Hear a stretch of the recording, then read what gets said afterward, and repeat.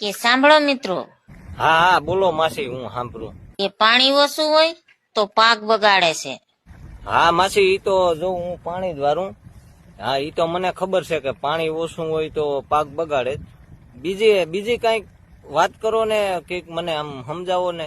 સંસ્કાર ઓછા હોય તો ઈ પેઢી બગાડે છે. હા માસી, ઈ તમારી વાત સાચી હો. સંસ્કાર ઓલા હોય ને તો પેઢી બગડે. ઓલું કહેવતમાં નથી, હા કહેવતમાં તો ઘણું છે, પણ ઈ તમે શું કહું. કરમ કોઈને છોડતું નથી. કરમ કોઈને છોડતું નથી અને ઉપર કોઈને ઓળખતું નથી.